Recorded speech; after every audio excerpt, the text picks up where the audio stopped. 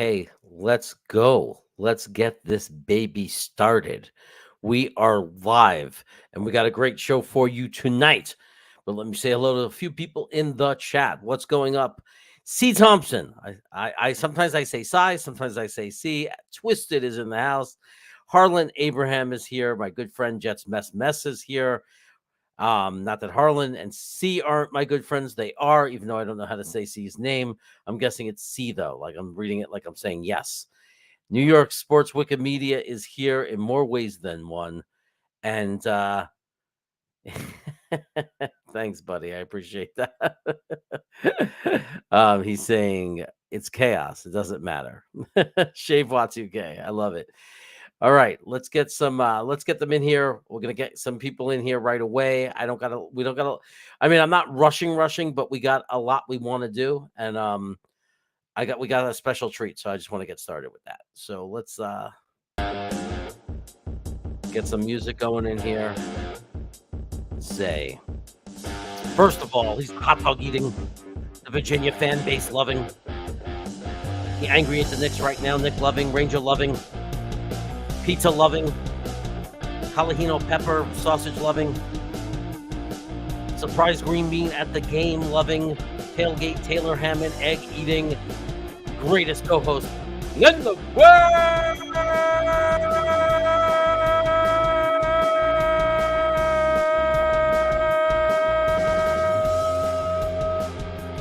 Watsuke 99, and he's using the Manscaper already. And just to keep it going, because we got to get started, he is the film analyzing, little Italian driving, dad taking to his games, getting lots of season tickets and market ticking sharing. He is the greatest buddy and film analyst on a person's channel you could ever ask for in the world.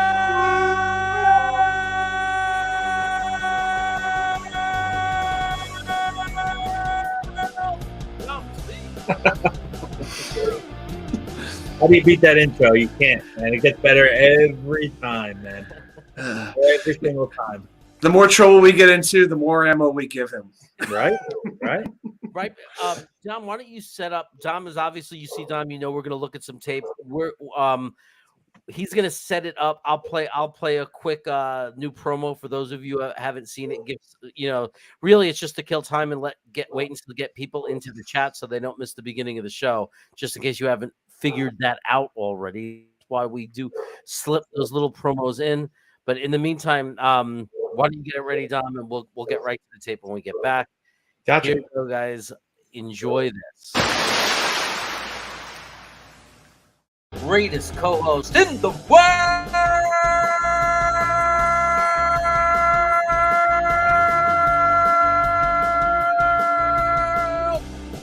Watsuke 99. Get ready to rumble!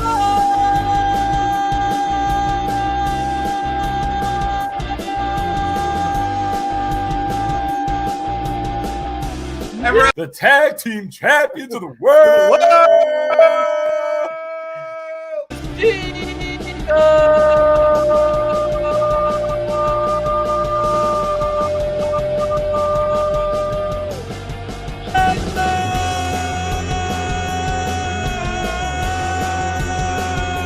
My brotherly Crevat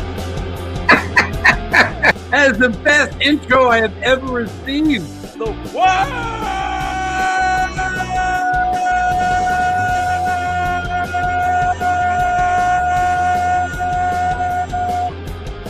Buffalo Jets fan.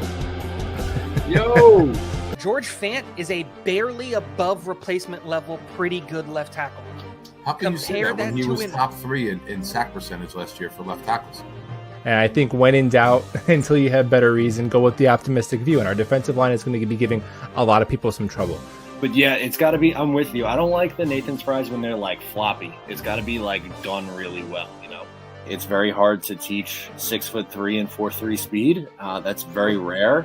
The talent's there. He's just got to put it together mentally. Right. To get on to you, I'm a cheater.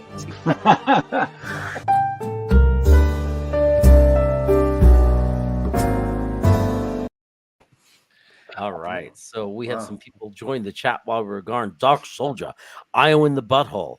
By the Hank- way, with the beginning of that intro, we do apologize to anybody who has dogs that was listening. Mine started barking. My wife is here. Hey, I Mrs. gotta be Jeremy. careful. I gotta be careful what I say. All Mm. right. So all right. So Dom, tell us what you're gonna show us, and then let's take a look.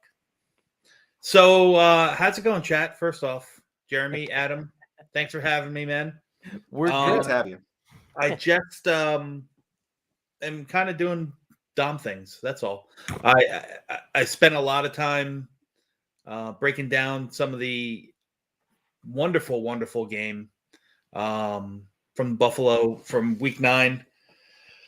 Big win against Buffalo, and really pared down really hard to see some, try to really get a good cross section of what we're looking at. And I was with Green Bean on his channel earlier. I did a whole breakdown of our entire offense in the fourth quarter. So I'm going to share the same with you.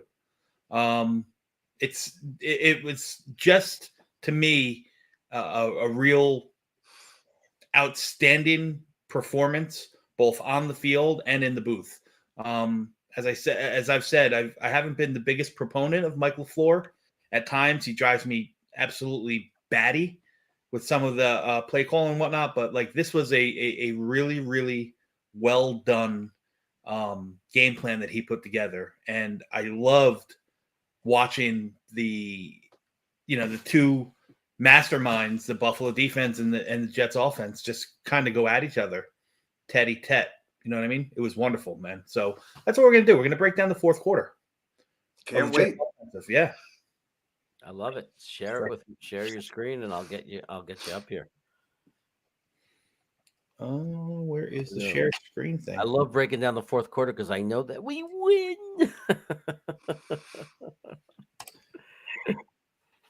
What was the score going into the fourth quarter? 17 all, or 17-14? No, 17 all. 17 all, right?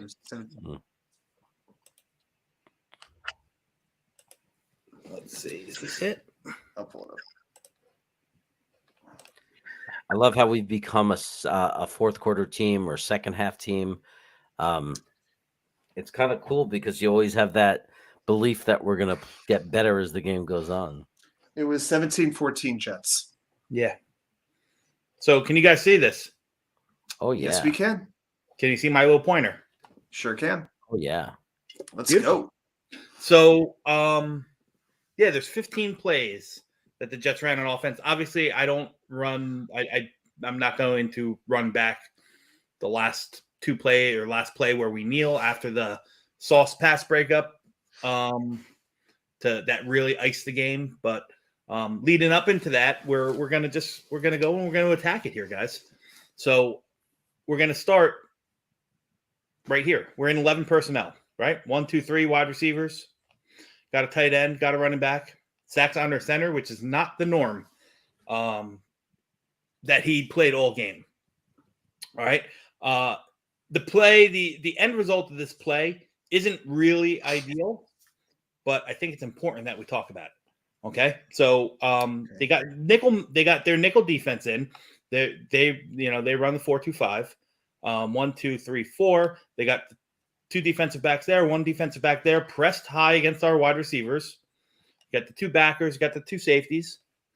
And this is we'll play it through. You guys know the play. They roll towards. Zach steps up, boom. All right. Incomplete pass. Okay. Couple things I want to point out on this play. All right. First off, probably the single best pass that Zach has thrown all season. And I mean that wholeheartedly. Wow. He steps up. He throws an absolute gem right over the linebacker that's in the hook zone and right in front of the safety. He puts it in a place where only Denzel Mims can catch it. Let's see if we can see it from here. If not, I'll rewind it. Only Denzel Mims can catch it. However, Denzel Mims doesn't. Okay? Now, again, incomplete pass. Why is it so important? Because this is exactly what Zach hasn't been doing. Zach has a tendency to float. He has a tendency to throw off his back foot, but he steps up and he drives, and it shows right here that every time he uses the proper mechanics, I mean, he can just throw laser beams. This is the stuff that Jets fans should be hanging on. Now, Denzel, I'm going to rewind it to the sideline view. If you see Denzel Mims, there's probably a better view here. Oop, I went too far. Sorry, guys. If you watch Denzel Mims right here, okay? Now, the defensive back, they're going to kind of pass off what's known as banjo coverage, that the outside guy stays with the outside guy, and the safety comes up to pick up Denzel Mims. This guy's playing in his hook zone. So Denzel Mims kind of splits the defenders and rounds it off. You see how he rounds off that route? If he takes a sharper, cleaner angle, he's got to step on the safety, and he probably catches that ball and can take off this way. He's got one man to beat. So I'll let it go, and then I'll show you. I just want you to watch Mims again.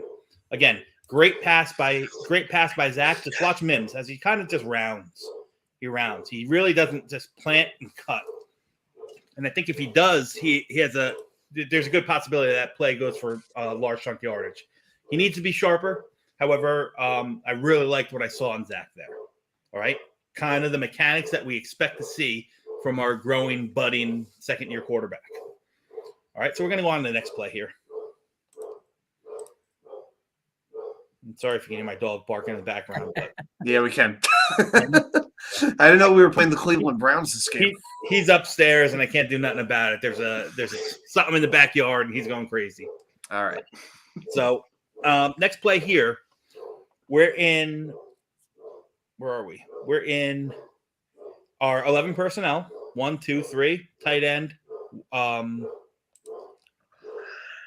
running back. They're showing nickel.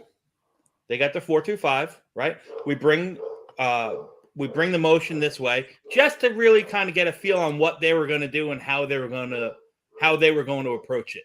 Their defense. Again, a lot of the motions that you see is really just used for tells to see what kind of the coverage they're playing, so on and so forth.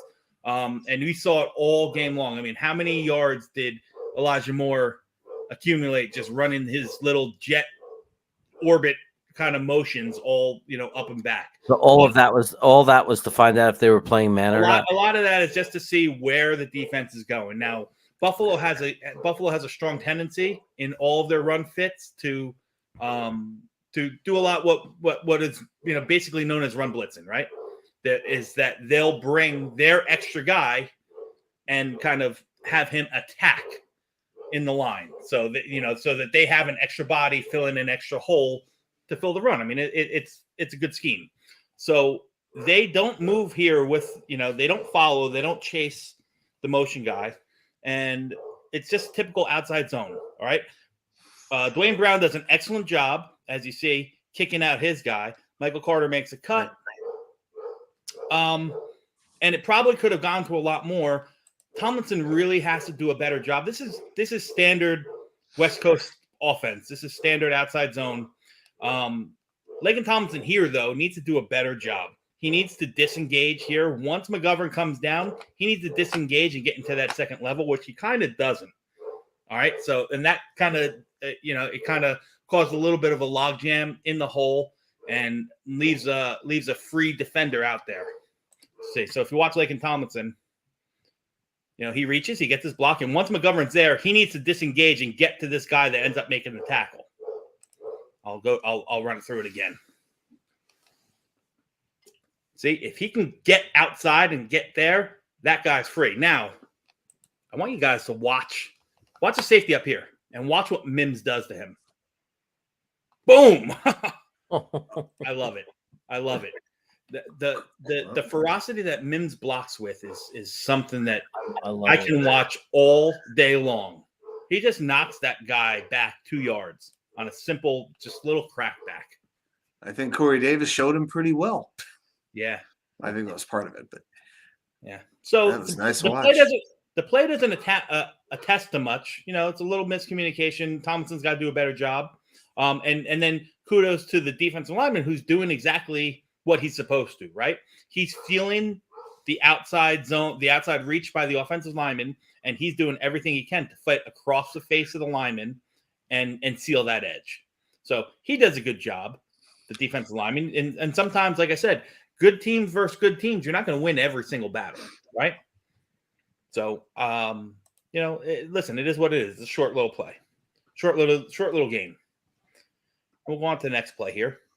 Okay. And we're in 0 personnel here. So there's no running back, right? Also spread. It's actually 0-1 personnel because they got 4 wide receivers, 1 tight end. And we're 3-2 to the wide side. They got 3 receivers to the wide side of the ball. We're on this hash. 3 receivers to the wide, 2 receivers here. They're showing press. They're in big nickel. So they took 1 linebacker off the field and threw an extra safety on there. All right, better coverage, better man coverage, right? So they're showing press all across the line. Now, this is a 3rd down play, and Zach kind of hesitates a little bit, and you'll see what I say as I play it. Now they play a game up here with these blitzers. This linebacker right here that I'm pointing at, he's going to come around and he's going to stunt and he's going to loop around. He's going to kind of just cause enough. Get enough little pressure to kind of get Zach a little bit out of rhythm. But if you watch it from this view, you'll see here, Zach kind of double pumps right here. See that? See that little hesitation?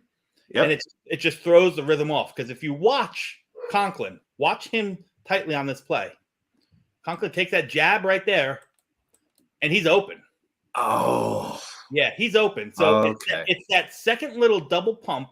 And it's probably because, this linebacker, this was the linebacker that stunted around, and he got it close enough.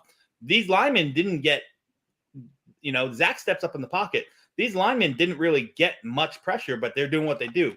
You're coaching defense. If you can't penetrate, if you can't get to the quarterback, get up and get your hands in his face, right? So that's what they're doing. The issue is caused right by that guy right here. I'll play it through again for you. If you watch, it's Tremaine Edmonds.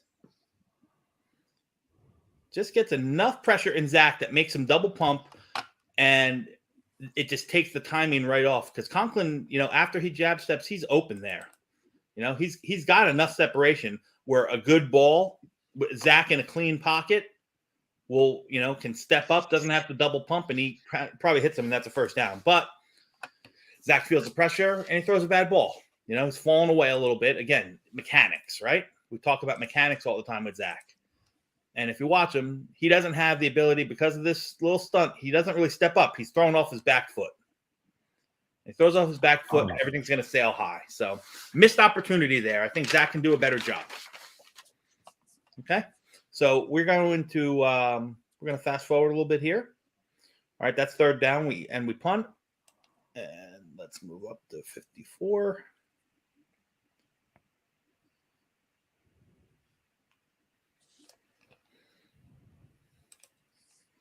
That's the punt. So that's the punt that left us down way back on our 4-yard line. Now, This was the most impressive drive of the this game. was this drive. We can call this the drive. I know Montana had the drive originally when he hit what's his face? What was that? Dwight Clark. Dwight Clark in the end zone there. That was known as the drive. But this is really a masterful scheme that Mike LaFleur puts in. All right, and you're going to see it, and you just got to be patient, because I'm going to point out a bunch of things throughout this drive that are probably, at least I didn't see from the naked eye from the game. I didn't see the first time I watched the game through, but as I watched further and further and studied a little bit more, you pick up little nuances. Okay, so we're in our nickel they're in nickel defense. They got 4-2-5, right? They're pressed up. Here are your linebackers. They're showing 2 deep. We got our 11 personnel. And here's Elijah Moore. So now you see Elijah Moore orbits back, and he doesn't get a trail. So now that tells you right off the bat what? They're in zone, right? So as he's doing that, let's see if I can back it up. No, I'll play it through. As he's doing that, I want to back it up and show it this way. Okay. Okay. So here's the guy who's on Elijah, right? Defensive back.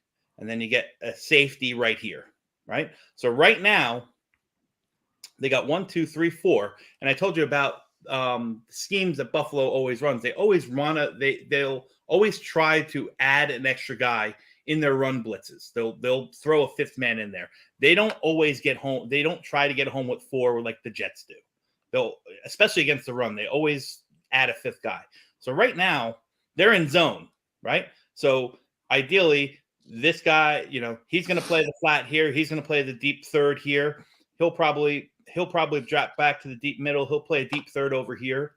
All right. And you're run of the mill basic Tampa 2 coverage, as it's probably better known as. But this guy's free. So this is your blitz right here. This is where your pressure's going to come. Now they roll off and then they come back. So you see what happens here is this safety comes up. So now, since he's going to come back on this side of the field, now he's off on the blitz and they blitz from the other side. So here's your blitzer right here. And he times it perfect. Now we're going to run it through. Looks like a great run by Robinson, which it is. All right. We're going to watch it here. Okay. So this is what's typically known as counter tray. You're going to see the counter step by Robinson here. Boom. And he's going to have 2 lead blockers that pull from the weak side to the strong side. Okay. So watch. Tomlinson kicks out. Uzomah gets up in the hole. Robinson keeps his balance and goes. All right.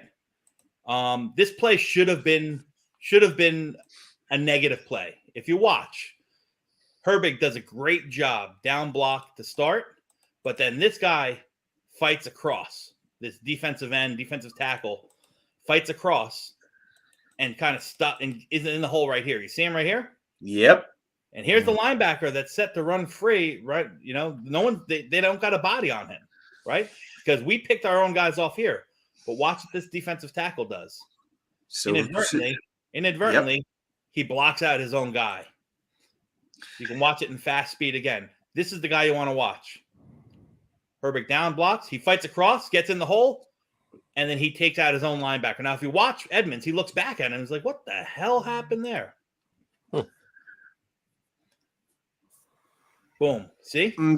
Was that take it back? It jumped. Was that happenstance or was that planned, Dom? Like to make that happen? No. That was that was absolutely good fortune for us. This play should have been stopped in the hole. If anything, maybe a quick 1 yard took. Like everything else worked fine. Brian Robinson keeps his balance. This guy takes out the linebacker and he's got a free run, for 8, 9, 10 yards, whatever. Okay. So you guys saw the play. I remember seeing that. Yeah, I remember seeing that play live, and in the moment, it was like, "Oh my gosh!" And when he just emerged from those 2 tacklers, I'm like, "Oh my gosh, we could really run." How could that Buffalo defense, which is supposed to be so fundamentally good, they had him absolutely dead to rights, and boom! It's not like Robinson is known for speed. Yeah. So I was amazed by that play. Great contact balance. He kept it, and the defensive tackle took out their open defender. All right. So here we are. Similar formation, except we bring in an extra tight end. So we got 2, it's 12 personnel, and they bring in an extra linebacker. So they take their nickel back off and bring in a linebacker. So they're in a 4-3 base, 2 deep. We're in 12 personnel. And I want you to watch the play. Watch the guard and watch Uzomah. What do you see? It's the same exact play, guys.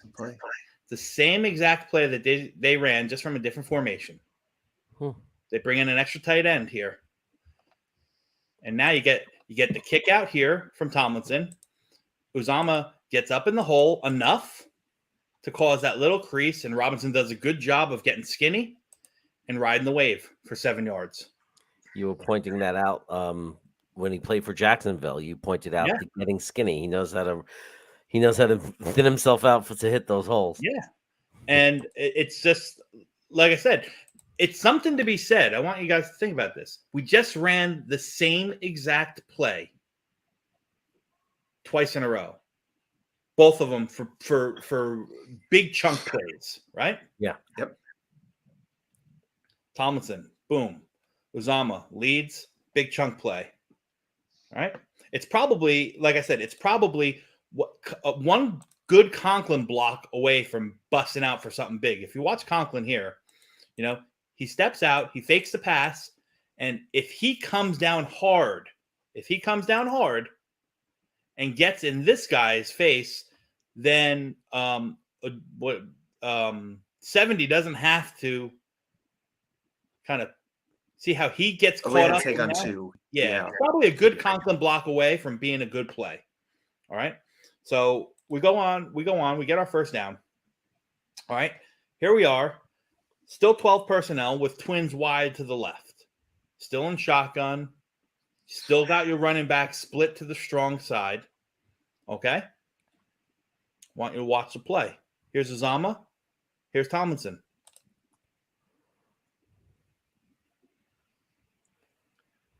Boom. It's the same exact play, guys. We just ran the same exact counter tray 3 times in a row from 3 different formations. Mike LaFleur saying, he said, I can beat your run blitz every single time. I don't have to hesitate. Okay. Here it is. Kick out, except this time Robinson cuts it back and he stumbles right there. It probably could have been broken out good. Leslie Frazier must have been pulling his hair out during this drive. Oh, my God. So, you see, they ran the same exact play 3 times in a row, right? Insane. Yep. I want to flip something to you. Okay. Can you guys see this? See what? You guys see the screen here? Oh, you went to another screen? That's right. I have to unshare it and then I have to No. I'm sorry. Don't. Okay. Do you have to unshare it? No, I mean I have to remove and then you have to add it again with that screen. It only does like one at a time. Like we're just paused on this original screen. Oh, okay. Then forget it. Never mind then. Let me get back. All right, wait, hang on. Let me do this. 1 second.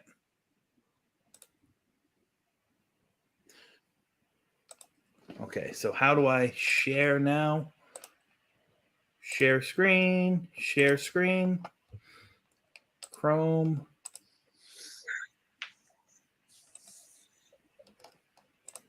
Okay, now can you see it? This is what we got. Here it comes. There we go. Now you can see it, right? Yeah. Yes. All right, this is week 8. Buffalo against Packers. Right? The week before we played Buffalo. Okay. Yep. We know who Green Bay's head coach is, right? Yeah. We're familiar with him. Yeah. He's kind of familiar with our offense coordinator, right? A little bit. So I want you to watch the play. Don't tell me. Counter tray. The other direction. Counter tray, exactly. It's like we just put in the mirror. So either LaFleur talked to his brother and said, hey, here's what's going to work again. Here's what's going to work. Now, the play doesn't get too much yardage, but you see what I'm saying is that it's either phenomenal film study or we got a little bit of, a little bit enlightenment from his brother. Let's fast forward here.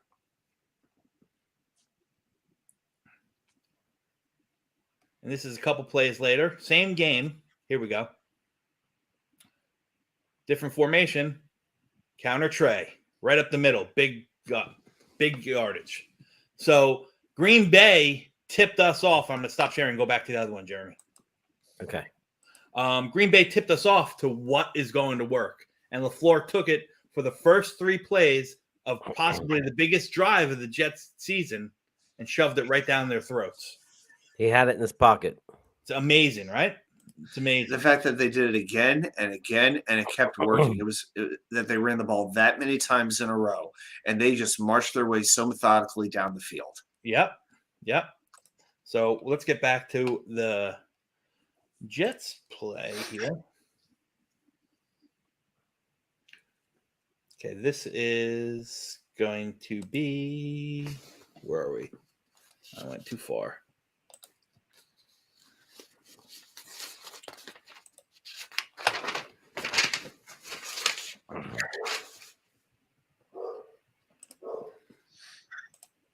This is the end of the big run by Robinson. The third time we ran that counter.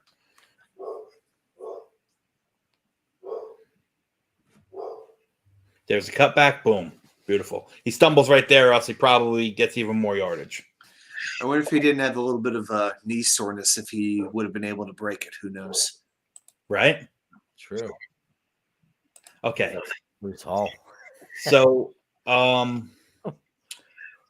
here we are in 11 personnel, right? We have 3-by-1 wide, right? So I'm about a second or two ahead of it. So Berrios is here. He goes in motion, all right?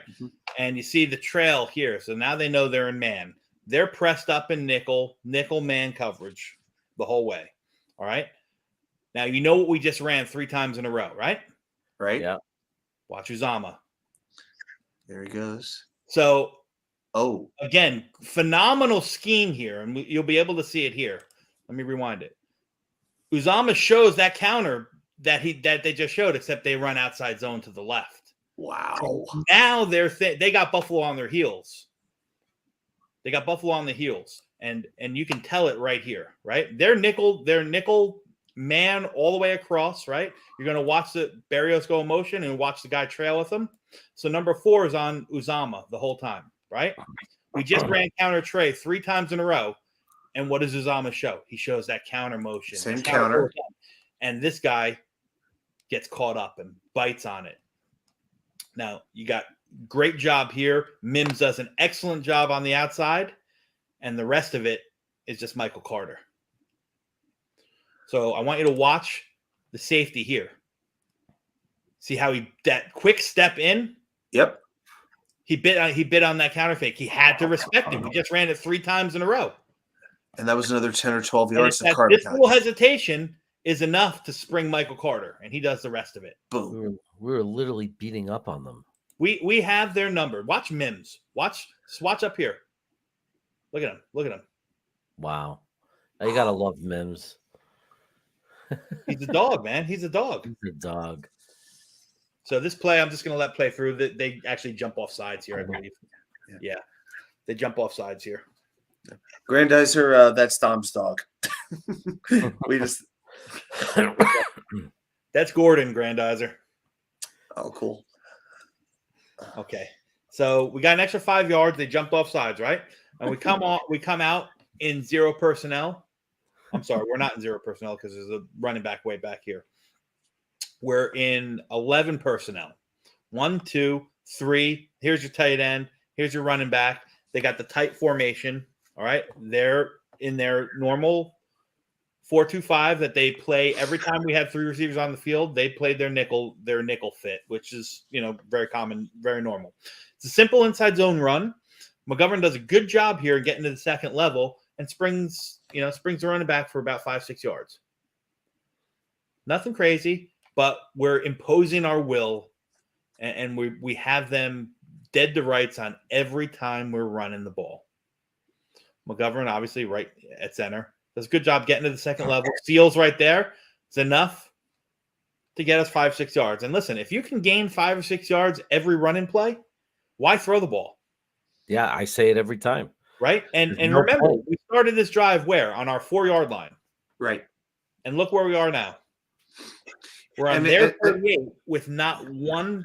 The ball hasn't left Mac's hands outside of a handoff. And this drive started with 8 minutes to go in the fourth quarter. I mean, my Correct. hope was use as much clock as you can and give them the ball back with as little time as possible. And listen, though, the drive in itself was 6 minutes and 20 seconds plus all 3 Buffalo timeouts. So, Yep. they did their job. All right.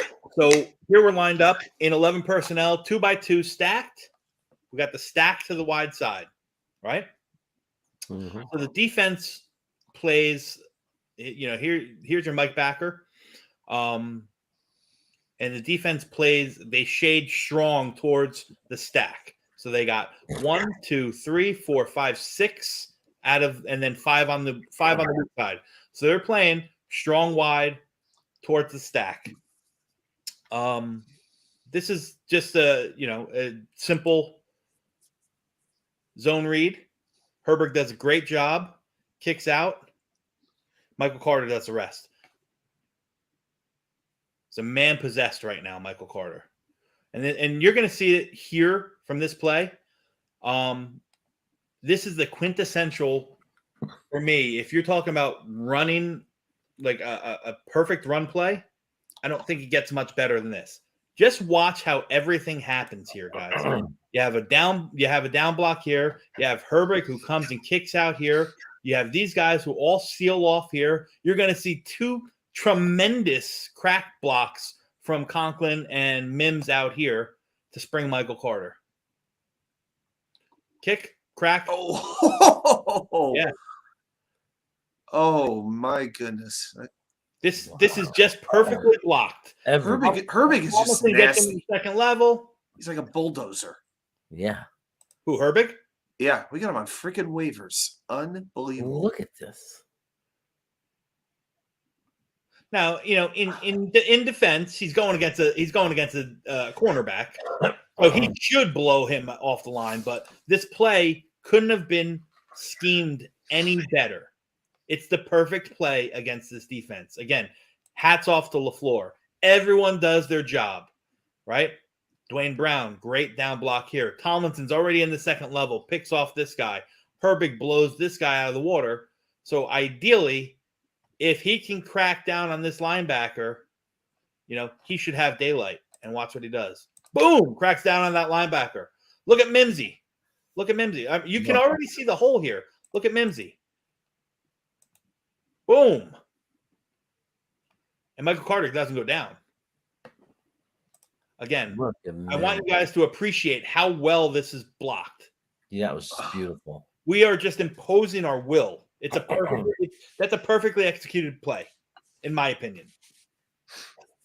Again, another big chunk yardage, right? Look at him; he refuses to go down. Yeah, we're now on their 20. We're now on their 24-yard line. From our 4 to their 24. From our 4 to their 24, we haven't thrown the ball yet. We have not thrown the ball yet. Okay, so like I said, you get a good offense and a good defense, and you bang heads, and sometimes you're gonna lose a battle. And this is one where Buffalo does a good job. Again, we're in 21 personnel. We're 3x1. We got 3 to the wide side with 1 lone tight end here, right? They're in their big nickel, so they brought an extra safety in to play just in case to play some man coverage. But again, they're showing big nickel. They're showing pass. They're showing pass defense. But they're really gonna, they're gonna run. They're gonna run blitz, and you can watch the linebacker there, that safety there, as he comes up. You can see it a little bit better here. Watch the safety here. Great anticipation, times it perfectly, and gets in the hole. Okay, now let's watch the play from this back angle, and I want to show you guys something. Okay, here's Uzomah. Here's Herbig. Remember the plays that we ran before, right? We ran it the same way, the opposite way. However, wow. Yeah, it's the same exact play that we ran 3 times in a row to start this drive. However, the blitz and safety is something that we're just not accounting for. He does a good job of getting into an open hole, and now makes us account for it. And I'll play it through, and I'll show you what I'm talking about. Okay, so he's in this hole. Herbig now has to kick him out, right? So that leaves this guy here, this linebacker. Unblocked. Wide open. Well, he's not unblocked because he got Uzomah right here who picked him up. Oh, okay.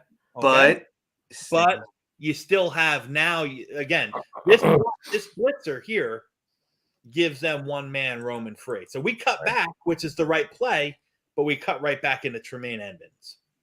Of all Is it people, Tremaine or Terrell? I know one plays for Pittsburgh and one plays for Buffalo. it's Tremaine. Yeah. Tremaine. Okay. So again, if this guy doesn't blitz, just say that safety stays home. All right, I'll play it through. If that safety doesn't blitz, if that safety stays home, you have Herbig here can seal on one of these guys, and you have Uzama sealing, and the play probably goes off for a touchdown. Okay, I see. The blitzer causes, the blitzer pretty much makes us account for something that our scheme wasn't fit for. Again, tip your cap. Sometimes you're going to win some, sometimes you're going to lose some. This is a good play by Buffalo, right? Still got positive yardage, but not for what it could have been. Okay? I went too far. Sorry. One more time. They adjusted. Hey, listen, we ran the same play that worked numerous times. Okay, so now here we are. Excuse me. We're in 12 personnel, 2 tight ends on the field, 2 wide receivers stacked to the short side, which is not a normal formation for Michael LaFleur. Now they come out in their nickel, right? So if you see Zach, you see with his hands. Oop, what happened? You see Zach with his hands here, and he's audible in. All right, Zach's seeing the defense. He's saying, "Hey, they're in their nickel. This is supposed to be a pass play, but Zach's audibling off to a run play here." All right, it's an inside zone. Defense does a good job. They slant hard right into the zone. We gain a couple yards. All right. You can watch the defense. Here's the audible. The defense here all slants right, and there's a hole there. The problem is that Conklin gets eaten alive. Here's Conklin. All right, watch him. Here's Conklin. Conklin makes a tackle. Wow. Yeah. So, like I said, good job by the defensive lineman. He did exactly what he's supposed to. He gets his hands extended, and he's just now manhandling Conklin and pushes him straight down the line. You get these guys, these defensive linemen, when they get their hands extended like that, this is what Q does so good. He gets his hands extended, and he's so strong that he can kind of just dictate where that lineman is now going. So the cutback is there. It's right there. You see? And that's where Robinson tries to take it right here. But Conklin does a good job. Because he's got 2 Buffalo defenders just completely, just ready to pounce. So we needed that. This is another little problem here. There's really bad communication between Brown and Tomlinson on this play. If you watch them, they kind of do the same thing, right? They kind of they're talking to each other here. I think they're not sure exactly who's doing what. So they go and they block the same guy. When no one accounts for this guy, and he's the one who's going to kind of swarm in and get in there. So not the greatest play. You tip your cap. Buffalo's going to win sometimes. I can see, Thomason did those little quick stutter steps, he wasn't totally sure. Wasn't totally sure. All right. So here's the next play. We're in 11 personnel. This is 3rd down now. This is the Mimsy play. All right. Beautiful. All right. He's mad at himself, by the way, Tomlinson. Or Dwayne Brown. Dwayne Brown was mad after that play. It was like he was. Because he knew that they lost opportunity, missed opportunity, especially playing. It's 2nd down, 2nd and mid. I think it's 2nd and 5, 2nd and 6. You can't account for a missed assignment that's going to cause you, or 2nd and 8. Now it's 3rd and 6. Okay. So we're in 11 personnel spread, and they're showing nickel with man straight across, right? They're showing nickel with man straight across. So they bring the tight end to this side, and what happens? No one trails. So they're showing man across, but they're probably, what that tells you, they're probably playing his own. If you look at this defensive back, right? He is he's shaded inside of this wide receiver, right? Now, all the play, the patterns are all going to be the same, right? So they just run slants. Everyone runs a slant. Everybody runs a slant, and Mims does a phenomenal job of setting his guy up, using his body and his strength to shuck the defensive back and get across his face. And Zach delivers a good ball. We'll watch it from the other angle because it's a lot easier. If you watch Mims up here on the top, this guy's got an inside shade on him, you know, so he does not want him to get inside. But Mims says, "Fuck you." Watch him. He sets him up, hard step, and you see this. He just takes his arm. He's still within range where you can still make, still make contact, and he just fights across it. He fights across it, gets the inside. Zach delivers a strike where only Mims can get it. First down. Now, I don't like this here. I think that's a little bit of headhunting. Now, there wasn't much contact, but I think anything harder, you're probably talking personal foul. Again, watch Zach. Quick, decisive, stepping forward, not off his back foot. Zach, who throws, with decisiveness, moving forward and not falling back, is a completely different quarterback. And he trusted Mims. He trusted him that he was where he was going to come out of that cut. Because you could see him throwing it before. Listen. This is, and I don't know if this is good, bad, or indifferent. I'm just being honest with you guys. It's one read. He's looking at Mims the whole way, and maybe what he's doing is he's reading this linebacker here. So he's reading the linebacker here. And if you watch, you can see Berrios come right across and sets enough of a little bit of a rub, where he knows that he's got that window there. The safety's far enough back. The other linebacker is not coming into play here, right? Because this linebacker is manned up here. So when Michael Carter stays in, he jets home. So he's reading this linebacker, he's reading the safety. Berrios rubs across, and he knows he's going to have space here. So it's quick decision, good, strong throw, only where Mims can catch it.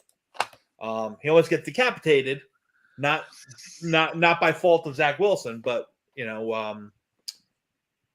listen, it was at this point where I really knew that we had a goddamn good chance to win this game. Once we got that first down.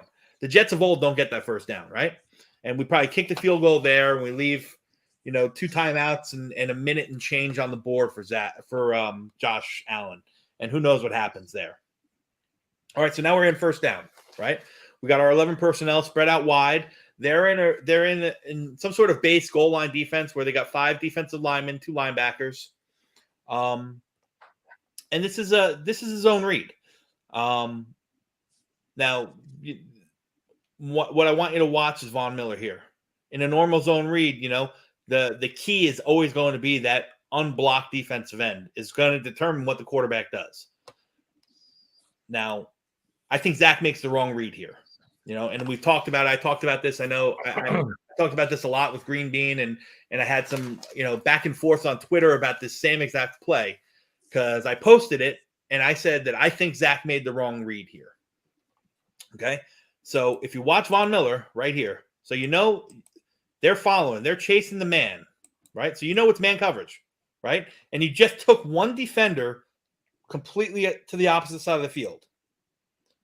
If you watch Von Miller, he does not hesitate. He's not reading Zach Wilson. He's going – his play, his mark is I'm shutting down the run. Okay? You see it? Now, what Zach needs to do, really – is pull this ball out, and it's daylight. If he pulls that ball out, it's a touchdown without question. Because you have this safety. You have this safety to beat. You have this safety to beat. And watch the safety. Watch what he does. He's in this line. He's biting. That heads to the pylon, and he's got Uzama blocking for him out there. If Zach heads to the line, he's got Uzama blocking for him out there. It's a touchdown. Look how they all bit. But they're going to see that on the tape in another game, at another time. They're going to see this, right? In typical zone read, your typical zone read, and this is something Baltimore does phenomenally with Lamar Jackson, is he's got a key on what this guy does. If this guy crashes hard, you pull the ball back and you run, right? If this guy kind of stays home, that's when you can hand off because you do got a lane there, right? He had a lane. It's just that Von Miller got on him so fast that he didn't have a chance to get there. Again, I think it's the wrong read by Zach. You know, it ended up paying dividends because it killed more time, made them use timeout, so on and so forth. I get that. Hindsight is 20/20. But in the moment, there's nothing in my mind that tells me that they were not trying to score a touchdown. And that, I think that was a missed opportunity. So we come back, we line up with the same formation on the opposite side, though. We got our spread 11, 2 by 2. You got 2 receivers here, 2 receivers here, got a tight end and receiver here. All right. Berrios goes in motion the opposite way. No trail, right? So now you know that they're in some sort of zone, right? Same play, zone read. But this defensive end doesn't bite. He stays home. For some reason, Zach still pulls it out and makes the run. Puts his head down there. That's probably illegal, helmet-to-helmet contact, but that's neither here nor there. So watch the defensive end. Kind of stays home. You saw that. Now, you saw what Von Miller did the play before, right? Where he didn't even look up. Von Miller was, if this was Von Miller, he's coming right at Robinson. So he pulls it out, makes a run, and he makes a good play, puts his head down, gets to the 2-yard line. He saw it a little too late, though, Buffalo. Listen, I like the aggressiveness, man. I love the aggressiveness. Yeah. But I think, I think the missed opportunity was the play before. Yeah. Yeah. All right. This is probably the most important play, in my opinion, all season for Zach Wilson. Right. Okay. 11. I know what happened. Yes, I know why too. Yeah. We all know what happens in this play. All right. Yeah. It's 11 personnel. They're dime, man to cross. Right. They're actually tempting us to run the ball. Right. With 6 defensive backs on the field. But Buffalo does Buffalo things. They do their run fits, man. And they're always going to bring in extra defensive back to stuff holes. Okay. So they run play action. Doesn't fool anybody. Right. Maybe this guy a little bit, but right off the bat, there's 2 guys right in Zach's face.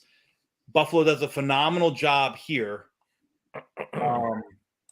playing with their little pass off, banjo defense, if you will, where the outside guy stays outside and the inside guy stays inside. If you watch this 2 coverage, they pass it off well. Outside guy stays outside. There's nothing there, right? There's a guy in Zach's face. He goes down for the sack. We can watch it from this angle and you can see it a little bit better. Okay. So you got, where is he? I think it's number 3 right here. Yeah. Number 3 is going to run in free, right? So he doesn't bite on the fit. He doesn't bite on the play action fake, and he's right in on Zach. Okay. Now, why is it the most important play for Zach all season? Because last week, Zach would have been whirly-birding around, retreating 15 yards, trying to make magic happen to defeat these 2 guys here that are in his face before he can even get up. See, there's a guy in his face before he can even roll out, before he hasn't had the chance to look at the 2 guys in the corner that are really covered well by the defensive. So he lives to fight another day. He says, I'll take the 3 points. He protects the ball and just drops. He doesn't try to force something that's not there. He doesn't try to, run around, spin around, loop-de-doop, and, shovel the ball forward towards the line.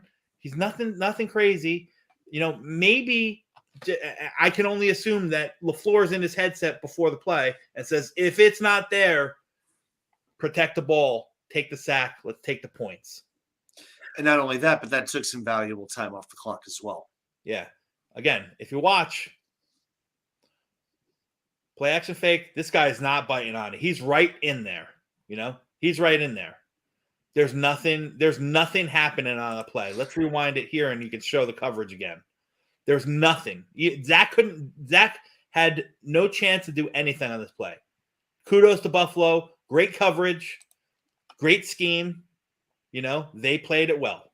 All right. But Zach is the winner here by not playing that hero ball that he tried to force, that he forces out and goes from there. Again, we know what happens here. We kick the field goal, a couple penalties, one torn UCL and another big sauce play, and we win the game, and we win the game. So I just think I'm going to stop sharing here. I think it was a phenomenal job of Mike LaFleur kind of knowing what works from the teams, from his brother, from what he has before him, and really just imposing our will. We ran the same goddamn play 3 times in a row, right? And should have ran it a 4th time the opposite way, and Buffalo won 1 of 4 of those plays, right? The other 3, we gained yards of 7, 18, and 18. Yeah. So that's it, man. That's the rundown of the rundown of 6 minutes and 18 seconds of pure dominance. Pure dominance. Phenomenal play calling. Great chess match between Buffalo defensive coordinator Leslie Frazier and Mike LaFleur. But you know what? Like, good guys on top, man. Depth in the trenches, both sides of the ball. We talk about it on the defensive line, but thank God we had it on the offensive line. We just didn't know it. It was just absolutely outstanding drive when you consider they, by pinning us back, could have taken momentum of that game, right? I mean, they get the momentum of pinning us. There is the Buffalo defense. This is when they expect, and the world expects them to shut us down, force a punt out of our end zone, get good field position, and take over that game. And instead, we ran it in their face, we punched them in the face, and we took control of the game. And I love it. Yeah. It's just, listen, that's all that's what you want to see, right? You want to see. Yeah, it's sometimes it's nice to see, like, your quarterback come out and throw for 400 yards and 4 TDs and, all the hoopla that comes along that. Like, I just love the fact that we know on this drive in this day, we knew exactly who we are. And, we said, we're going to give it to you. You can't stop us, right? We're going to give it to you and you can't stop us. I don't care. I'm of the belief, man, if you gain 5 to 6 yards every freaking run, don't throw the ball. Don't throw the ball. And I guarantee you Zach wouldn't care either.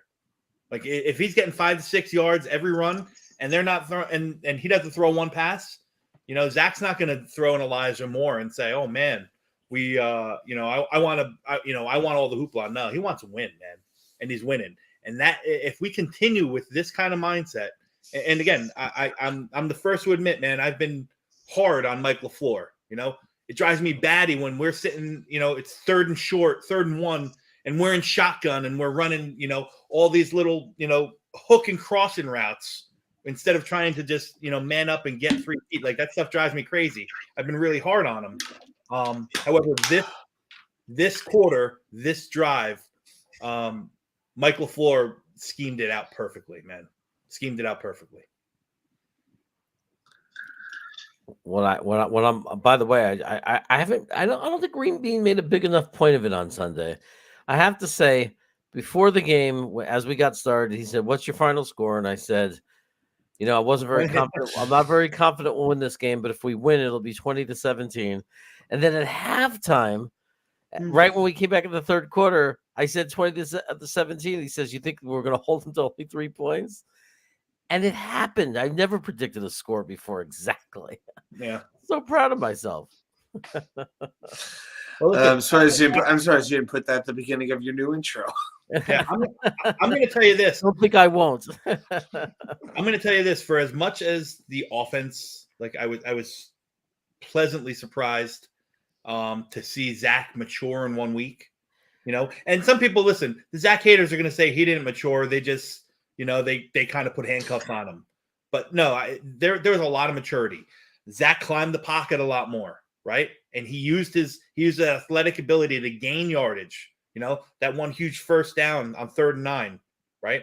Where he scrambled, he saw the hole, he got up there and went. He his mechanics were a lot better. His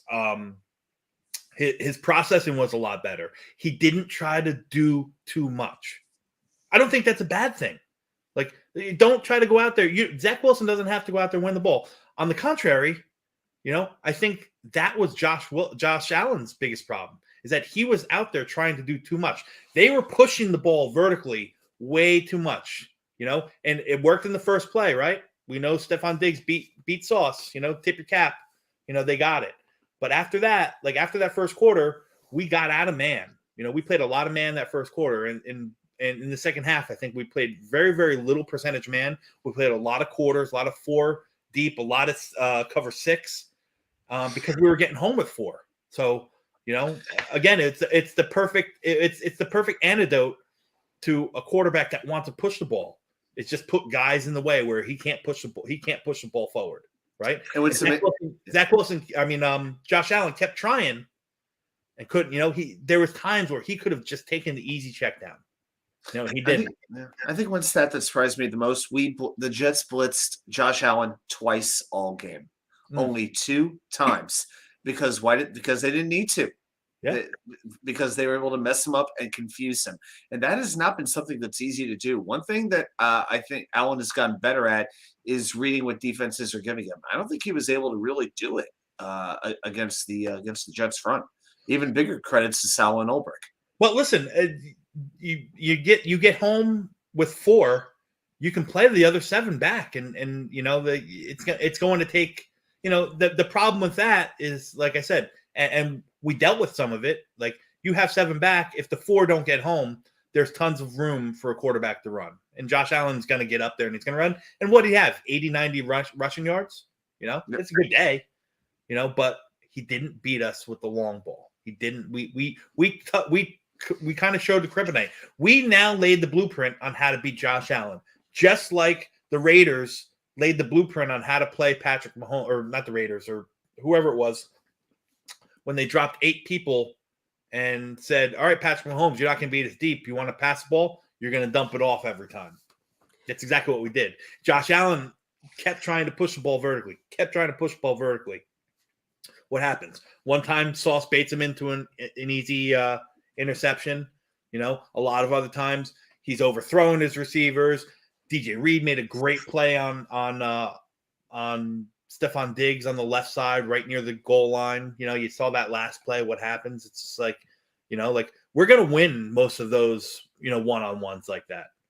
I want to have the blueprint for playing the Bills, but not a lot of teams have our pass rush or our cover corners. So they could try to do it, but I don't know if they have the pieces to do it. Yeah. I want to thank JNYC 122. I guess that's a zip code.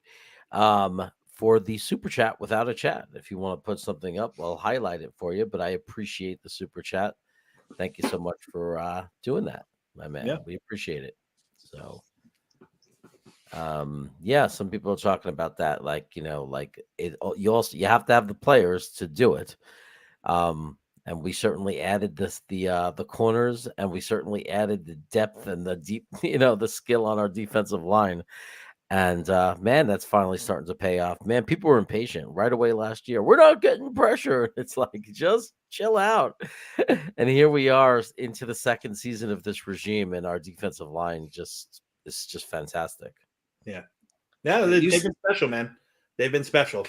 I was with I was on Green Bean Show earlier today, with his Patreon, and somebody asked a question and said, they asked me, do you really think that we have the best defense in the league right now? I said, I don't know. At what point, how do you?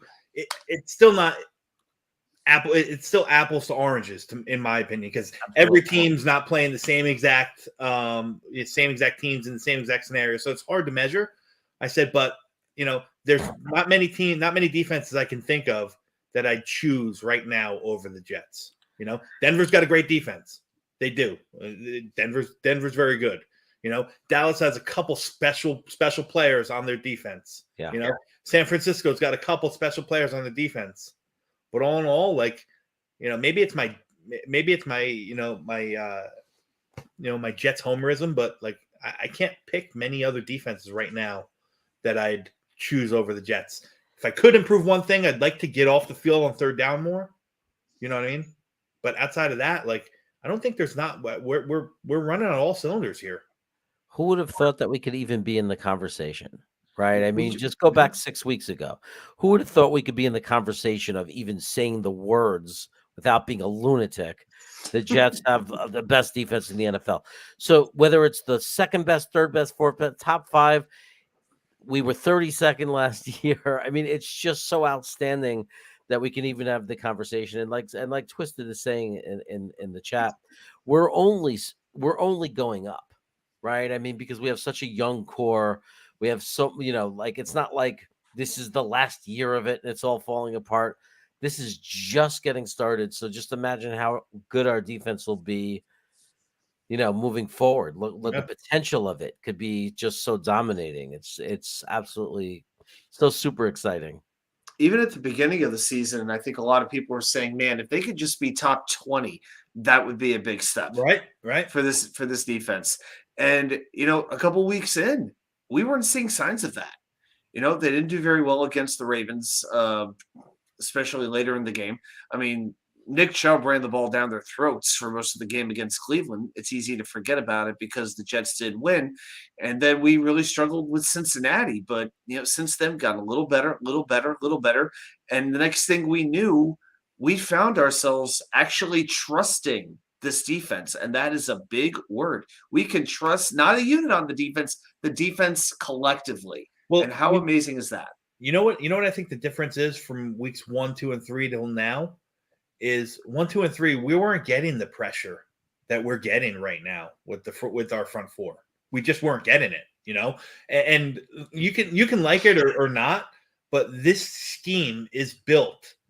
It's bend, don't break, right? So it's going to give, you play a lot of zone coverage. You play a lot of guys back. You give a lot of room. There's a lot of openings where, if a team is patient, they can think and dunk if they have the time to do so. Weeks 1, 2, and 3, we weren't getting the not nearly the pressure rate that we're getting now. And that makes all the difference, because you can't think and dunk if you got Q Williams up in your grill. If you got John Franklin Myers crashing down on you, you got Bryce Huff tearing UCLs. You can't do it. You know what I mean? That's one difference from the first couple of weeks. Bryce Huff didn't become active till week 4 or week 5. Yeah. So that was one of the biggest differences in the course of the defense, changing the way it did, and of course the safety play improving the way it did. There are a lot of us who were screaming for Marcus Jordan to get cut. We wanted Will Parks to play. We wanted Ashton Davis to play, but he's gotten better and better. Whitehead's gotten better. Be nice if he could hold on to an interception, but I won't hold that one play against them. So if you guys go back, if you have the chance, the Whitehead drives me batty too. Like, forget about the interception that he dropped. Okay, you drop him. The guy's got hands of granite. That's fine. But watch the first interception. Go back and actually, you know what? Hang on, Jeremy. Can you pull it up? Let me see. I can pull it up. Yeah. Let me pull it up. This drove me crazy. Hang on. I'll tell you when I have it. Can I ask you, was it because he went out of bounds? You got it. I want to play this to you. I don't know what the hell this guy's doing. Hang on.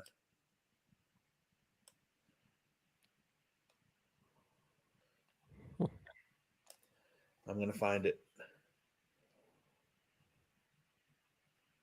Is this the play? Okay, hang on. Sorry for the spoiler, everybody, but I think you already knew the outcome. Okay, here we go. Oh, share screen. Sorry, I don't mean to take over your show, guys. No, it's fine. Can you see? Yeah. Oh, yeah. All right. There it is. Yep. So, yep. no. Here's the next play. So, two things here. Okay. First off, Jordan Whitehead shows like above average, almost elite athleticism on, pretty much buying into the play action fake and peeling back as quickly as he does. You can see it from the next view. All right. So here's Whitehead here, right here. Okay. So he bites on the fake and then he just completely puts the brakes on and gets back. All right. And there's the pick. Okay. So let's watch it from here. Let's watch it from this other view. This drove me absolutely up a wall. Okay. Here's Whitehead. All right. Bites on the fake. He bites hard. He's not, he's into the line. He's into the line of scrimmage here. Okay. Zach Wilson or Josh Allen pulls out, and his first read's here, and Sauce is in this general vicinity, and Josh Allen's like, All right. His second read is right here, number 10. And he probably, if he puts super mustard on it, there's a chance that that he can lead him here. But you got LaMarcus Jordan kind of can crash down on it. So it's not the safest. Probably plus these guys, I don't know how much he could see how much space that there was, but he knew that this was kind of dangerous. So he looks out to this safety valve and says, oh, yeah, there's a safety valve. I'm going to hit him, right? You got John Franklin Myers right in his way. So he doesn't even see Jordan Whitehead. Jordan Whitehead undercuts it. Look, all right, he makes the play right there. He makes the catch right here. He's 4 yards at least, 5 yards from the sideline? Turn it up, for Christ's sake. Turn it up. He just goes out of bounds. Now, again, I'll take it. This might be a little nitpicky, but the more I watched, the more pissed off I got. You have nothing here. You turn this up and you cut back, and he's blocking on Josh Allen, and that's a touchdown. That would have been quite the collision between him and Allen. I mean, he might have run right over Allen. Who knows? Well, I don't know about that because I don't know. He had a chance to run over Allen on Allen's long touchdown pass, and he kind of hesitated. Just saying. Yeah, at the moment, we didn't care because after the slip by Braden Mann on the kickoff, and then that first pass to Diggs, I was, if you played that the rest of that drive out 100 times, the Bills are getting at the least a field goal. Yeah. In the interception, I mean, it was like I couldn't be upset at the moment. I was just like, oh my God, we turned them over. I was shocked by that. Sorry, I'm just clarifying something in the chat. There's no hotline. Not on Wednesdays anyway. Grandizer keeps saying, Grandizer, I don't know why you're saying that. He's saying there's a hotline. Kids must get their parents' permission. Somebody had a question before about how our defense will stack up against Tennessee. Here it is. Saunders Clark. How do you think our defense would fare against a team like Tennessee? Potential playoff matchup. I mean, we did okay last year, right? I mean, we held our ground. They started wearing us down with Henry at the end. Yeah, like we started to. They wore us down, but then we held it together not to lose the game. So here's what I say about that. Here's how I would answer the question. It depends who's leading the charge for Tennessee. If it's Malik Willis, no problem. Man up the two wide receivers that aren't going to see the ball, right? And just stack the box, right? You play a lot less nickel. You play a lot more base. You have Quan and Quincy on the field a lot more. You do a lot of what Buffalo did with the run fits, run blitzing, in other words. And you just stuff holes. Look, do you expect to stop Henry for negative yards? No, but you limit him. Yeah. Now, Tannehill is a little bit different. You got to account for him a little bit more in the pass game. So, and at this point, who's he throwing the ball to? I mean, Burks is going to eventually come off IR, but I mean, outside of Henry, who on the Tennessee offense really scares us? The ghost of Robert Woods. Oh my gosh. Yeah. Robert Woods. But there you go, Twisted. Yep. He caught that interception. You're right. You're right. It was just confusing. It was like, do you remember that you're allowed to try to run that back? It's a lot more exciting. I think he was so shocked that he caught it. Yeah. He wasn't even paying attention. He's like, "Oh my god, I caught a ball." Maybe the one he dropped later, he should have been drifting towards the sideline. Maybe he would have caught it that way. I don't know. I went to the $1.99 minute. He reads your tarot cards and down the hot sauce. Well, listen, on that note, guys, I got to cut out. I got some other stuff I got to take care of before I got to hit the hay. So, thanks for joining us. Look, the chat was going crazy. There was so many compliments. I hope you saw that. Just an amazing job. Just an amazing breakdown. It's just like such good stuff, man. It's such good I appreciate it, man. That hour and 15 minutes felt like it took maybe 20. That's the best way I could say it. Yeah, I take that as a compliment, man. I appreciate you having me on. Thank you, Jacob. Thank you, Iwan. Thank you, Jeremy. Thank you, Adam. Thank you, chat. And I'll be around, man. So I'll see you. Got an article coming out. If you don't mind me, shameless plug. Go ahead. Article coming out this Friday. GreenBeanJetsFan.com. Please go read it. Share it if you'd like. My mid-season, I know Jeremy and Adam are going to cringe. I swear I'm not talking 2023 draft yet. I promise. But I am doing I'm playing GM for all 32 teams and doing a redo as the season stands now of the 2022 draft. Wow. I think you'll like who my number 1 overall pick is. Michael Clemens. Awesome. He's 1 through 32. So it was a fun article. It was an easy write, man. If you get a chance, get out there, greenbeanjetsfan.com, read it. Share it with your friends. I'll see you around on Twitter at DC_NYJets. And you'll always see me in the chat with these guys and all these boys. So, support the channel, hit the like, subscribe, do all that good stuff, man. Thanks, Dom. Great job, man. I really appreciate it. Great show my tonight. pleasure, guys. See ya. Take care. So that was great. That was absolutely fantastic. And it felt very good to watch that drive again, but break it down on a more intellectual level once I'm pretty sure that you and Green Bean were super charged up, super emotional as that drive was unfolding before our eyes. Well, it was funny. Green Bean was kind of like, I forgot what he was talking about, and I'm just sitting here, it wasn't really like, oh my God, look, we're just running it. We're running it. It was just more of like a, yeah. And then he's talking about something and yeah, good play. And I was like, are we going to talk about the fact that we were pinned down at a 4-yard line and we're like literally walking down the field?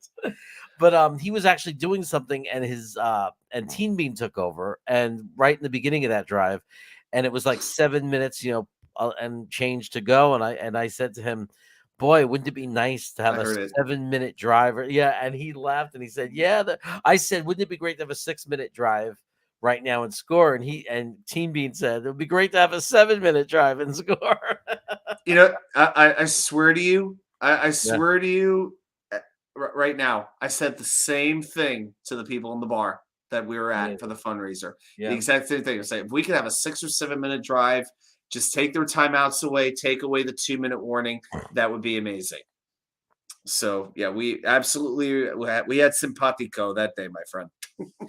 It was because of the other drives that we had, because I think that put it in our minds. Like the way we were playing that game, we were like, we have a chance to not have this last 7 minutes be 3 to 4 more possessions back and forth. Like we could just eat this up now. And it was just amazing that they did it. And I love the fact that we just got to see how. And it was maybe, and obviously we want Breece to come back. We want nothing but the best for him.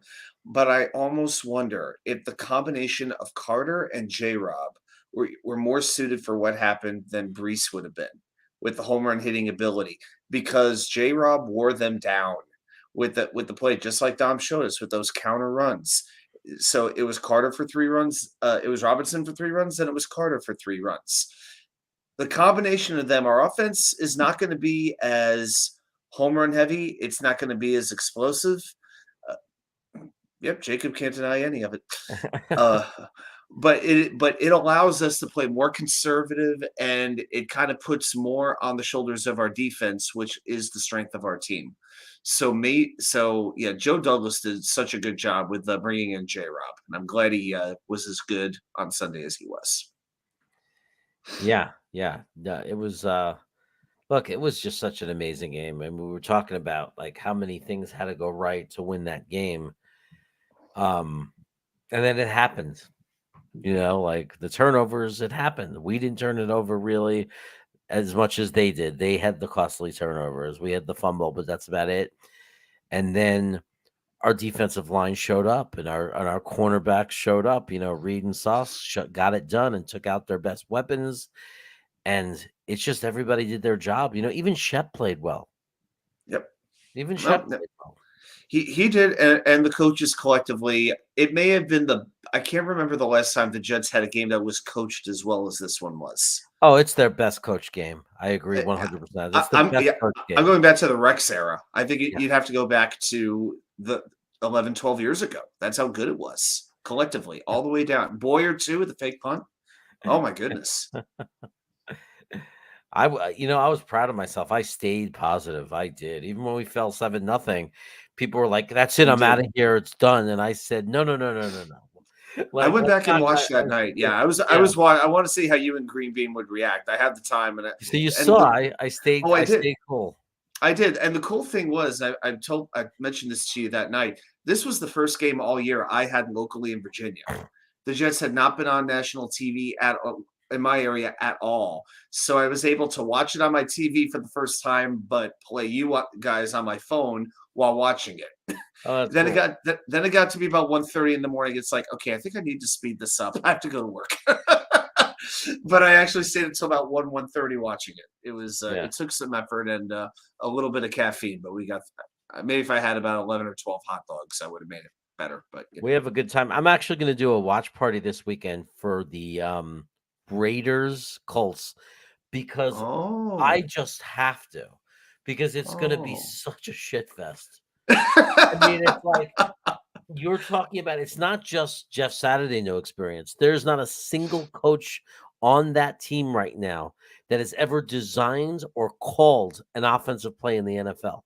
Yep. Rich Eisen was saying we don't even know if they know how to really call the plays and deliver it to the court. Like no one has any experience doing it. What happened? Was the kid from Little Giants not available to draw up the annexation of Puerto Rico? At least give him a job.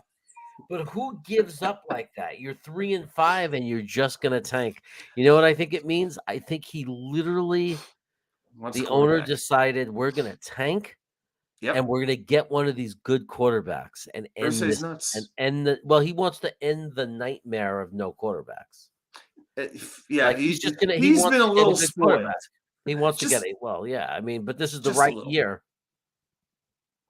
But the amazing thing is, the Colts are 3-5-1. I mean, they got a ways to go to get down to the cellar, a long ways to go. But but there's so many quarterbacks, and I don't think right now there's a decided a complete. There's no Trevor Lawrence of this group, right? I mean, every team might have a different opinion of who they want of the quarterback needy teams. I mean, there's I see listed. There's lots of guys in the conversation, and they could all bust, or they could. We might get 4 or 5 quarterbacks that become franchise quarterbacks out of this draft. We never really know for sure, but. If there's a year you're going to tank, we saw Indianapolis do it before with I don't know if they did it on purpose, but we saw the whole Peyton left and then they had the 1-15 season and got Andrew Luck. Right. Maybe that's what he's thinking. Maybe he's thinking, let's not win again. Let's go 3-14 or whatever it is, or 3-13-1. Let's get a top 5 pick and let's get our future quarterback. But tanking is really a messed up thing in the NFL. Yeah. I mean, the amazing thing is if you go after those first 9 teams in the AFC, the ones that are above 500, you have 2 teams that, at 5-4 in Cincy, New England. The next team in the standings in the conference is Indianapolis at 3-5-1. there are 6 teams in the conference alone with a worse record than the Colts. Yeah. So it's going to take some impressive tanking to get below the Houstons of the world. I don't know how they're going to win. I mean, there's no experience. I mean, I admit I'll sit there and scream and be, like yelling with Green Bean, like I know everything. If you stuck me in there, can you imagine like you, me, Green Bean, and Tigo? Yeah, Tigo would be sucking down freaking energy drinks, right? Shaking on the sideline.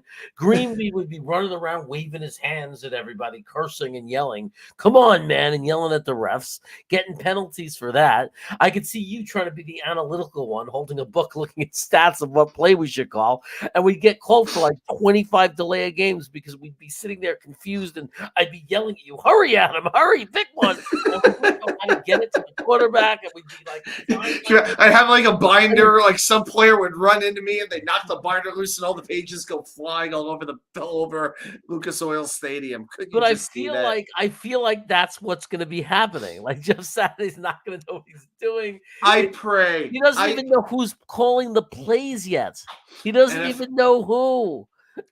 NFL, I implore you. I have one request for this Sunday. Put a microphone on Jeff Saturday for the whole game. Please let me hear what he is saying during this entire game. Let's see how he sounds compared to Richie Kotite. I think you'll have some of the same quotes. I think that Iowa Jets fan should stand next to him the whole game, mic'd up, making his funny, dry humor criticisms and little, Iowanisms. Like that would be even funnier. Because can you imagine while that game was going on, if Iowan was standing next to him making fun of him? It'd be like it's like Mo Alley Cox. That actually is the name of your sex tape. But yeah, I mean, but this is the kind of thing about like casual fans and what fans, there's so many fans that will so many things that they don't understand, right? People, they'll just go by the game. We lost the game. Look, we didn't score a lot of points. LaFleur stinks. But then you watch the tape and you watch what Dempsey was showing us, and how could you say he stinks?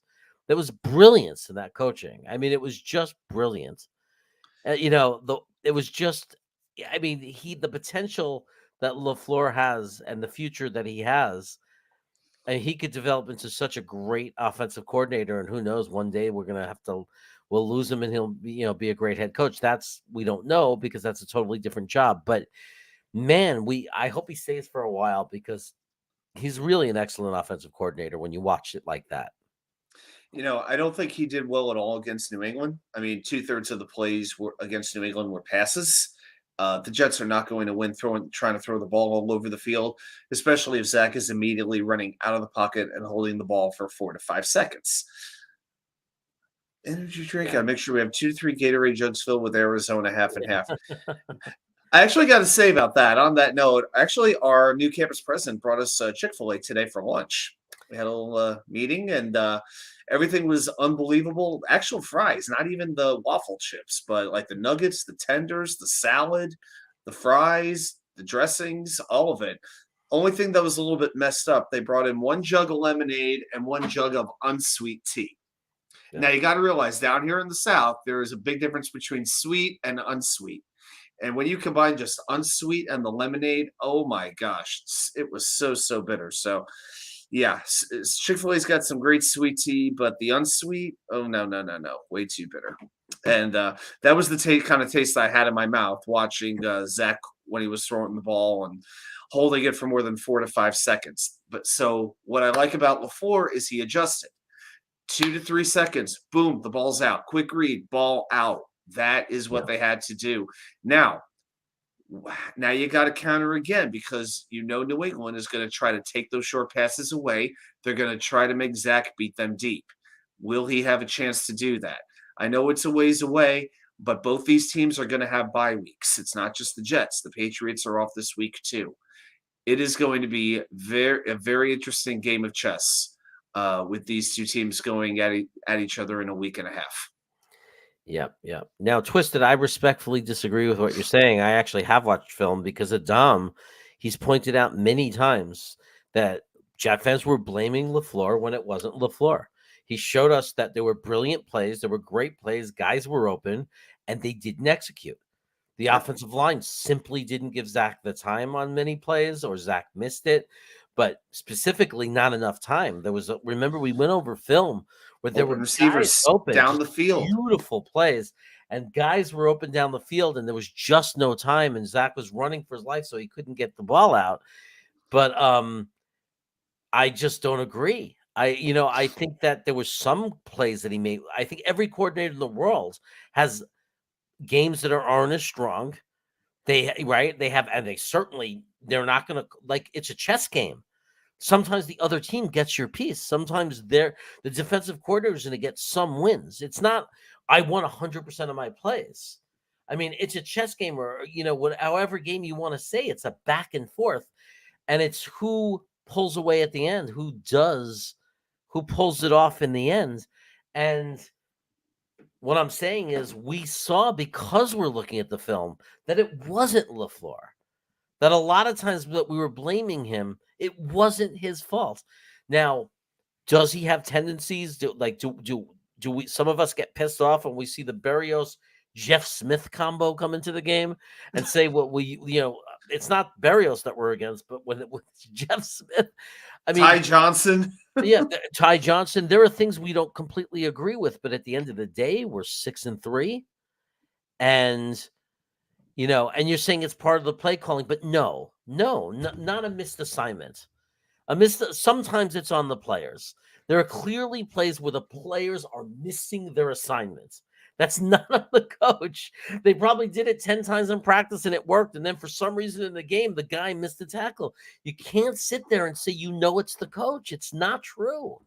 Guys miss assignments. You can't blame the coach because guys miss assignments unless it's repetitive. Then you're saying, well, who's coaching them during the practices? But this is part of the game for every team in the NFL. Every team in the NFL has bad plays. Every team in the NFL has plays where they don't execute. Are you going to say the Bills' offensive coordinator is not good because of what happened this week? It's just not true. It's really not true. And I'm not handing Mike LaFleur the keys to stardom and saying he's the offensive coordinator of the year. I'm saying that we're seeing examples that the guy knows what he's doing. And he's going to get better. That's all I'm saying. I'm not saying he's the offensive coordinator of the year right now. I'm saying the guy is really smart, and we saw some genius in those plays, and he's going to develop into a great offensive coordinator. That's what I'm saying. But watching the film is only making me more and more of a LaFleur fan. What do you think, Adam? We saw him adjust last year. I mean, we joked about him being Michael Booth when he went up to the booth. He got better and better. Maybe that's a little part of it, but a lot of it is him learning to adjust to what he had. He wanted to run a 2 tight end offense last year. He realized it wasn't going to work when, it was highlighted by Ryan Griffin, Tyler Kroft, and Dan Brown, and Botcha Galoob Jones, or whoever else we had at tight end last year. So we certainly didn't play Yeboah much at all. And so eventually he realized, okay, this is what I want to run, but it's not going to work, so let me adjust it. We tried the 2 tight end offense at the beginning, at the game we were at against Baltimore. Those first 15 plays were called, and they failed miserably. Lawrence Cager falls down. He never saw the field as a Jet again. So, and it took a little bit of a while for Breece Hall to really get his time. It took a little while for Garrett Wilson to get his attention. He didn't really play much until the fourth quarter of the first game. And then look what happened the next week against Cleveland. He dominated the Browns all game long. So that to me is one of the most important parts of being an offensive coordinator or a defensive coordinator. You take what you have and you find a way to make the players, you can have your core principles, but you make the players work best for you.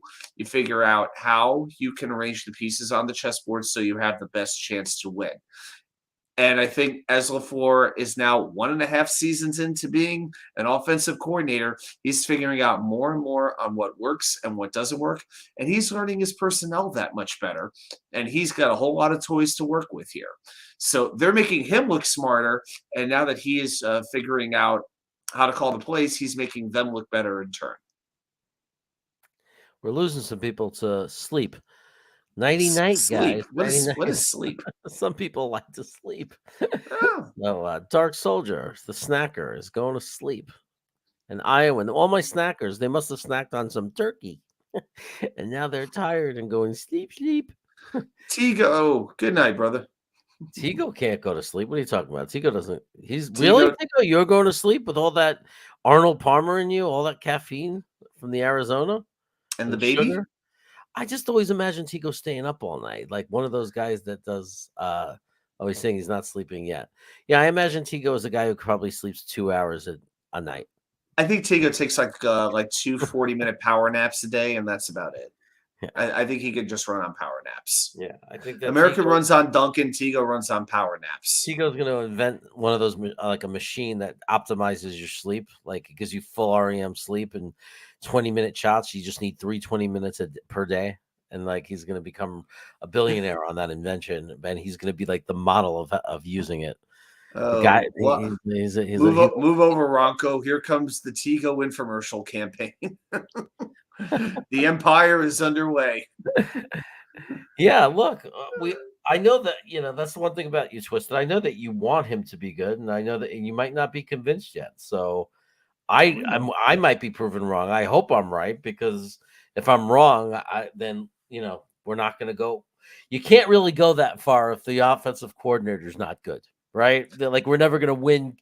We're never going to be able to win 3 playoff games in a row and win a Super Bowl. Like we're never going to have 4 postseason games in a row, beating, having to play other great teams, elite teams, if we don't have good coordinators. So we have to hope that we're right and they're real. We have to believe that. And if they're not, then we're not going to win. That's what happens. Like that, at the end of the day, you can only get as far as your game plans and your coaching, right? I mean, if LaFleur is inconsistent and both Ulbrich and him and Saleh are going to have to be at a good enough level to literally win. Well, if you win the division, that's fine. Being great enough to win the division or get a wild card, which then you have to win 3 playoff. You know what I mean? It's not easy. You have to be very skilled coaches to be able to accomplish that, I think, right? I can't think of a team with bad coaching that could possibly get that far. Not in the NFL. No. Not in the NFL. I mean, it's just so important. So, I don't know. I mean, Barry Switzer with the Cowboys. That's about it. Right. Well, he literally kept the same coordinators and changed nothing. Exactly. He changed nothing. He just sat there and was the head coach. That was the best one I could come up with. But right. But the coordinators were there. North Turner, and Troy Aikman, and Michael Irvin, and Emmett Smith. I mean, they weren't bad. Yeah, he had some special players. Darren Woodson, Nate Newton, Tony Casillas. They weren't horrible players. Yeah. Leon Lett, but I would say this we know as Jets fans what a bad offensive coordinator looks like, because we have seen a multitude of those. We could run down the names. I mean, Brian Schottenheimer, Jeremy Bates, Marty Morningweg. I mean, the names Paul Hackett, going back to the early 2000s. The names go on and on. But what you have to look at is the personnel that you have, the players that you have, and are they overachieving or are they underachieving? To me, that's the biggest reflection on the coach. Now, there might be one player who's not living up to expectations. That's one thing. But if it's a collective shortcoming, then that goes on the coaching staff. And I think that considering that this offense is right now down its best running back, its most trusted wide receiver, and 4 offensive linemen, you have to give a lot of credit to LaFleur for being able to adjust to that and call game plays where this team is putting up points. And also with a quarterback who's still finding his way in this league. He's not doing this with Patrick Mahomes or even Russell Wilson, when Russell Wilson was good. So, he's doing this with a kid who's still figuring it all out. And that's another reason why I'm as impressed as I was. I didn't think that they would be able to run the ball the way they did. And that is one of the biggest things that surprised me about that game. And it's one reason why I didn't think the Jets had much of a chance going into that game against Buffalo, because I just couldn't see them moving the ball against that defense. Now, granted, when Matt Milano and Jordan Poyer were declared out for the game, that gave the Jets some life. And then when Spencer Brown, their right tackle, was out of the game, and I saw they're putting in a Quessenberry, who they just dominated last year when he was on the Titans, it was like, we're going to give them a fight. Okay, we can compete with this team today as long as we don't beat ourselves. And very rarely did they do that. I mean, a lot of the stats are very similar. Both teams had 3 penalties for 30 yards total. There was nothing great. Same number of plays, same number of drives, only 7 total yards difference. The difference was really in the turnovers and the timing of them. And you could talk about special teams also. Bass missing that field goal and Greg the Leg never missing a thing. So it was all those little things that really put the Jets over the top. And when they had the opportunity, they shoved it down their throats. It was a great team win. It was a real team win. I mean, when you have a game where you could talk all day about, you talk about some like the plays we just saw those the offensive line make. You talk about the Zach Wilson making smart plays and, not playing hero ball and making the throws he had to make. Buffalo said it well. If you watch the 25 pass attempts, only 3 of the passes were uncatchable and not good passes. Only 3. Did they include Mims, the high throw to Mims in that one? Because that throw went off his hands. Do you know if they included that one? No, that's not one that he called a bad throw because it's not perfect. It's not a great throw. It's not a good, it's not where you want it. But at the same time, the game is fast. People are coming at you to kill you. You're making split-second decisions. He threw the ball to where the guy could jump up, and it went through his hands. A professional receiver, an NFL receiver, is supposed to catch it. Now, was it a perfect throw by Zach? No, but it wasn't a waste throw. It wasn't a throw you could say was a bum throw, like a bad quarterback throw. It just wasn't, right? I mean, because guys you can't call every throw that they make that's not perfect like a bad and completely on them. But could it have been better? Yes. But we're talking about like the pass that went into the dirt, the pass where he sailed it out of bounds. We're talking about just the bad passes. And by the way, you can look at every quarterback in the NFL. Very rarely does a guy, sometimes you'll have that game where a guy goes 27 for 31, has one of those remarkable games. But if you look at almost, 90% of the games, everyone forgets we're so critical of Zach and whoever our quarterback is on every throw. But if you look at the other team, forget about just Josh Allen this game, but any team, and you watch the game, you'll see quarterbacks make bad passes. And sometimes they get bailed out by the receiver. Sometimes receivers make great plays. And sometimes they throw the ball, or they don't make the great play. And you could say it wasn't a horrible pass, but it wasn't a perfect pass. Because not every pass is going to be perfect. Because we got to remember, they're not us playing in the schoolyard having a catch. They have 300-pound whatever guys coming at them full speed to kill them. And it's like just jumping up and guys in front of you. It's hard. It's not easy. And that's why every quarterback in the NFL, even the best ones, are going to throw horrible passes. But the reality is Zach only threw 3 that weren't really catchable. Every other catch, sometimes you have magical days where your receivers make all the big catches, and he would have looked, he would have been 22 for 25 if that would have happened, But as it stands, he was over 70% completion rate. He had a 101 pass rating, no interceptions, took the sack when he had in the smart way when he had to, made the plays when he had to, against one of the better defenses in the NFL.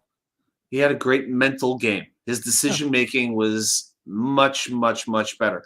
The stats don't look a whole lot prettier in this game than they did in terms of things like completion percentage and yardage, but it's more about just yards. It's about making the big throws when you need to. And even though that third down pass to Denzel Mims, they were still going to kick the field goal. They were inside the red zone, but it allowed them to kill more clock, keep Josh Allen off the field.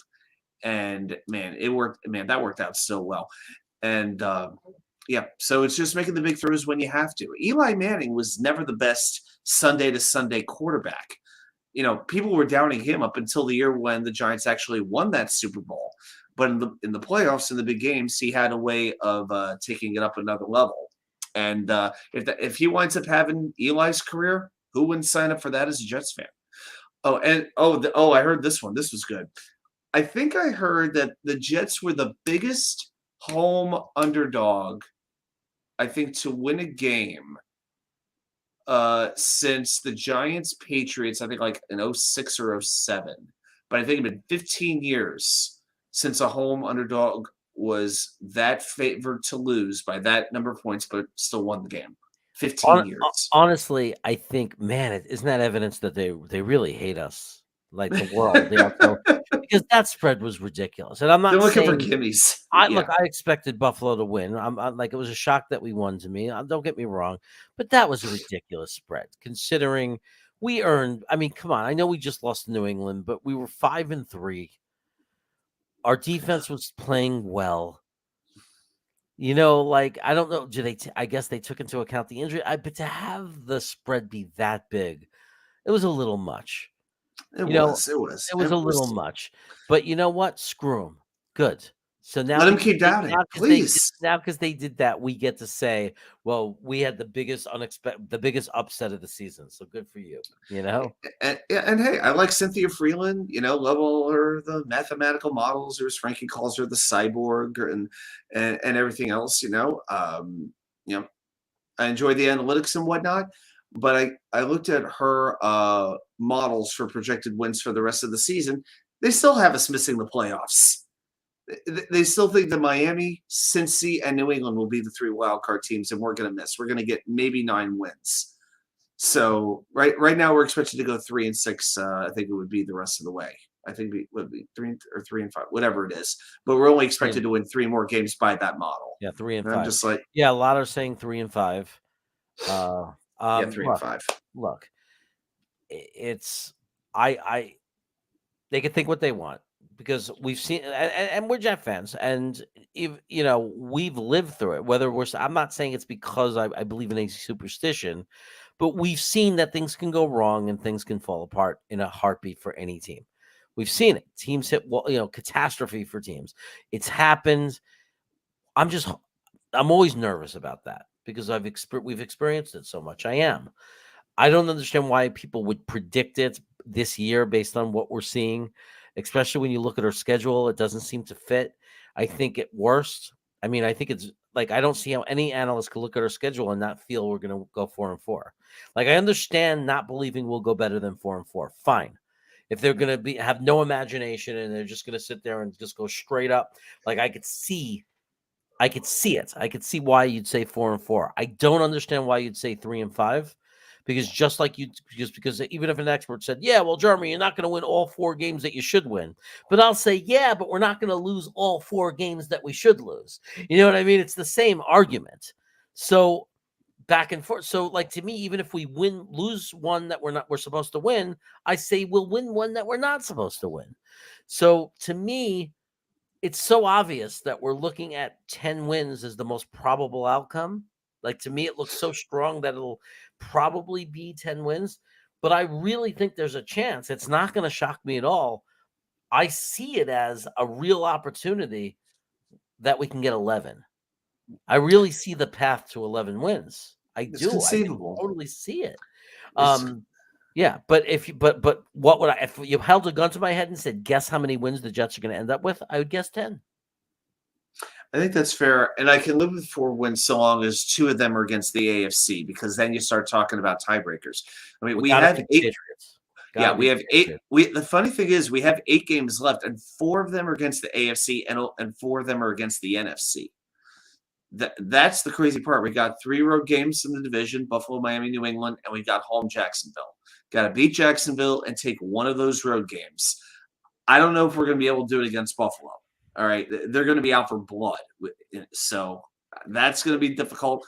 Miami is the last game of the year. Who knows what teams are going to be fighting for at that point? Honestly, part of me hopes that Miami has something to play for, because I don't want them to just have nothing to play for except spoiling our season. So, yeah, I think this New England game is big, big, big.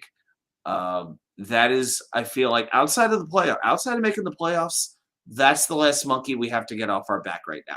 That actually matters. We've knocked everything else out. not winning in Pittsburgh, not winning in the division, all the losses in September, these multi-year streaks, but beating New England, that has got to change. It would give such a lift to this franchise. Now, after that, they've got the Bears, and all of a sudden, now you're in trap game territory. Yeah, there's no question, because especially because Fields is it creates a different kind of football game, right? We saw how dangerous he could be on the ground, so we would have to hope that our coaches adjust. Like I hope they would make some kind of acknowledgement that this guy is. After we saw Josh Allen, the one good play he did have is he burned us for a touchdown that made it 14-3, and the game could have gotten away from us. I mean, if we thought that he was difficult, I mean, Justin Fields can run. I mean, what he just did last week was ridiculous. I mean, he had the best rushing game of a quarterback I've ever seen. So I think that we have to be very careful in that Chicago game for sure. We have to make sure that we keep him running backwards and that we seal the edges, and we can't give him big open spaces or we're dead. But I'm not afraid of him as a throwing quarterback. No. And I'm saying that because we have Sauce Gardner and DJ Reed and Michael Carter, and we're going to have him under the second, and we're going to have him under a lot of pressure. So I'm not fearing that. And look, sometimes we could be wrong. He might have a 300-yard passing game. I doubt it, but I definitely can envision a very difficult game for us if we're not careful and we let him run like he might break a few big plays. Now, one thing that I like is that Chicago had a little bit of a fire sale, and their defense is not as tough. Like we're not looking at the Chicago defense from the past few years. So offensively, we have an opportunity to have a really good game.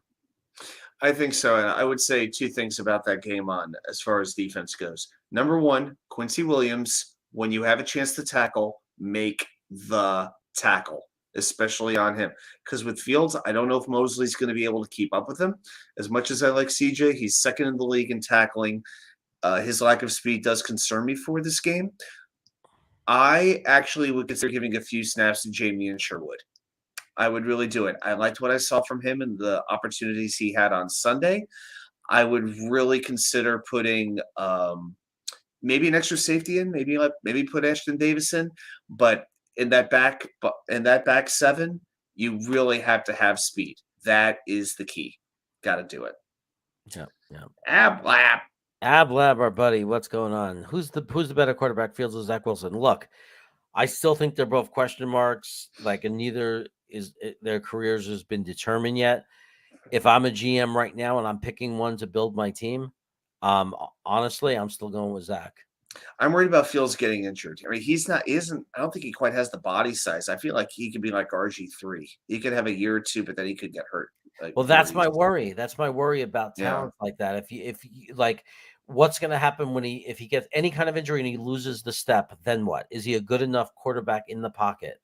And I'd rather go with Zach. I mean, because Zach is showing enough running that's required for a quarterback, great escapability, great feel for what's behind him, and he's working and like showing potential to be a very good pocket quarterback, which is what gives us the best odds of winning Super Bowls one day. So, I'm still gonna go with Zach, but I'm a fan of Justin Fields. I am not I'm not a criticizer of Justin Fields. I honestly like him, and I like the kid. When he's not playing us, I like to see him do well. I would love for him to have a great career and to and I think he has the potential easily to be much better. Like really, I think he could be better than Kyle Murray for sure. I do. I think that he has a ceiling that could be above Kyle Murray. I don't understand the Niners because I think he's better than Trey Lance in every way. So I like Justin Fields, but I love Zach Wilson, and I still believe very strongly in Zach Wilson. Yeah, I love what Wilson can be. So this is definitely one of those quarterback classes. I mean, we were asked to actually rank the quarterbacks a couple days ago in the chat. It's like, we can't do that. It's like, check back with us in 2 years on that one. You can't. They say you can't judge a draft class until 3 years. Well, we're pretty much doing it already after half a season with how good this one is. But as far as a quarterback, that's going to take longer to develop than any other position. All right, guys. I think we're going to turn it in, but Adam's got some Y2K. Well, he said it before. Some of you weren't here. He's got some stuff going on. He wants to tell you about. So, Adam, why don't you tell him about that cool project you're working on, and we'll get ready to close up. All right, so I'll be on with Green Bean tomorrow doing some trivia, but I'm doing a video. I was doing research for trivia, and I stumbled across something relating to a certain draft class and how it has changed the Jets as a team. I'm not going to say too much more about it, but it's not going to be what you might expect. So I've already recorded the video. I've started doing the editing on that video. I'm probably going to release it tomorrow night after Green Bean show, but the trivia will tie into it. So I'm definitely looking forward. So check us out at Green Bean show. It'll start at 8 p.m. And also today I did a Jets fan guide to viewing Week 10 of the NFL season. Put that up, and also what I would do in terms of replacing Sheldon Rankins for the next month. So go check those videos out. New York Sports Wicker Media. There'll be Mets. There'll be Rangers. I don't think I'm talking Knicks Nets right now. So we'll let that one go. Yeah, it's definitely rare, Ablab. You're right. It's rare for that quarterback type to win consistently and win a Super Bowl. It doesn't happen very often. So. I can't even think of one of a quarterback. I'm trying to think of a run-first quarterback. I mean, you had quarterbacks who could run that got to the Super Bowl for sure. Steve like Young. Tarkenton, Steve Young, exactly. Fran Tarkenton.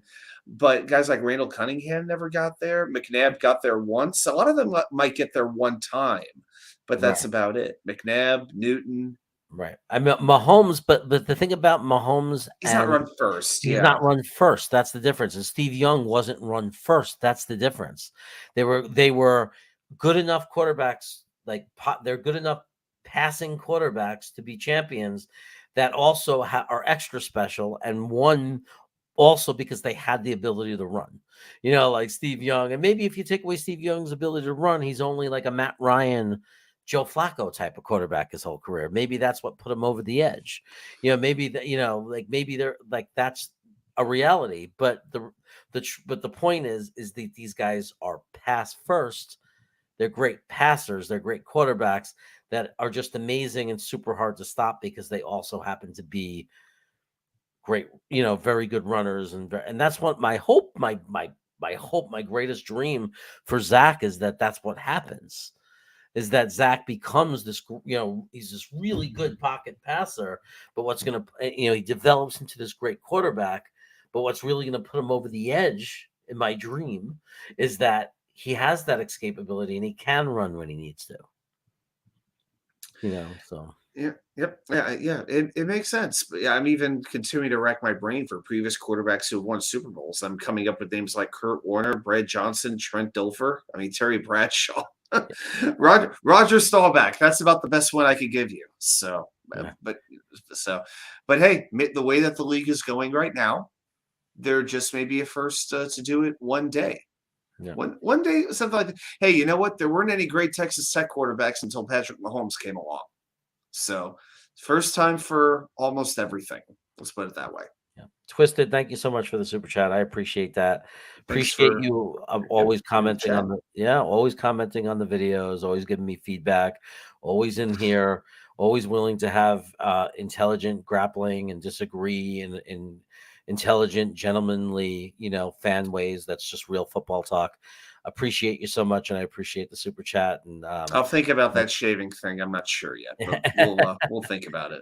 But Dom was great tonight, so thank you for the super chat. I really appreciate it. Before we go, I just want to see what the results were. We had 53 votes, and apparently 55% of the people, a 10-point win for shaving and keeping the clean head.